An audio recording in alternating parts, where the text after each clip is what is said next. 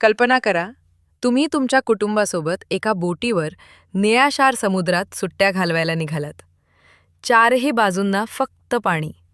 शांत, सुंदर आणि अगदी नॉर्मल. पण एका क्षणात सगळंच बदलून जातं. समुद्राचं पाणी अचानक गायब होतं आणि तुम्ही थेट समुद्राच्या तळाशी ओसाड निर्जन जमिनीवर अडकता. मनात एकच प्रश्न, समुद्राचं सगळं पाणी गेलं कुठे? आणि ते पुन्हा परत येणार आहे का? ही आहे अशी फिल्म जी शेवटपर्यंत तुमचा श्वास रोखून धरायला भाग पाडते. Story begins. कथा सुरू होते एका कुटुंबापासून, जे कॅरिबियन समुद्राच्या मध्यभागी एका बोटीवर आहे. ते आले आहेत बेन नावाच्या मुलाचा वाढदिवस साजरा करायला. हसणं, मजा, आनंद, सगळं काही परफेक्ट वाटतं. पण त्यांना माहीत नसतं, हा आनंद फार काळ टिकणारा नाही. जुलिया, बेनची आई, समुद्रात पोहायला उडी मारते. बेन आणि त्याचे वडील टॉम मासेमारीत व्यस्त असतात. तेवढ्यात जुलियाला जाणवतं, जणू काहीतरी मोठं तिच्या भोवती फिरत आहे. ती आजूबाजूला पाहते, पण काहीच दिसत नाही. आणि अचानक कोणीतरी तिला खोल समुद्रात ओढून नेतं. बोटीवरची उपकरणं वेड्यासारखी हलू लागतात. जणू समुद्राखाली काहीतरी भयानक हालचाल सुरू आहे.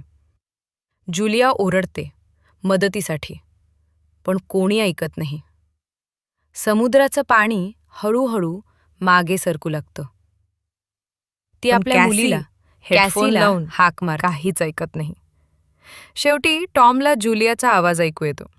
तो क्षणाचाही विचार न करता पाण्यात उडी मारतो. बेन बोटीचं इंजिन सुरू करतो आणि शेवटी जुलियाचा जीव वाचतो. रात होत जाते. वाढदिवस साजरा केला जातो. तेवढ्यात कॅसीच्या बॉयफ्रेंडचा व्हिडिओ कॉल येतो. तो घाबरलेला असतो. तो सांगतो, लवकर जमिनीवर या, जगासाठी काहीतरी भयानक घडणार आहे. आणि तेवढ्यात कॉल कट होतो. थोड्याच वेळात बोटीभोवती शार्क आणि वेल्स दिसू लागतात. टॉमला कळतं भयानक वादळ येणार आहे. तेवढ्यात बोटीला जोरदार धक्का बसतो. एक भला मोठा क्रिचर बोटीखाली आदळलेला असतो. इंजिन खराब होतं, कम्युनिकेशन बंद होतं. आणि मग आकाशातून वस्तू कोसळू लागतात, सॅटेलाइट्स. यामुळेच सगळे सिग्नल बंद पडलेले असतात. अचानक एक प्रचंड आवाज आणि सगळे बेशुद्ध पडतात. जेव्हा त्यांना शुद्ध येते ते पाहतात, बोटीखाली पाणीच नाही. चारही बाजूंना ओसाड जमीन, डोंगर, खड्डे, मृत माशांचे ढीग. समुद्र गायब झालेला असतो. टॉमला सत्य समजतं. पृथ्वीचे पोल बदलले आहेत. उत्तर ध्रुव दक्षिणेला आणि दक्षिण ध्रुव उत्तरेला. म्हणजेच समुद्राचं सगळं पाणी जमिनीवर गेलेलं आहे. आणि जे लोक जमिनीवर होते ते सगळे मरण पावलेले असतात. इथून पुढे सुरू होतो खरा सर्व्हायव्हल. भुकेले माणसं, खुनी, जहरी पाणी, राक्षसी केकडे आणि शेवटी प्रचंड विध्वंसक समुद्री लाट.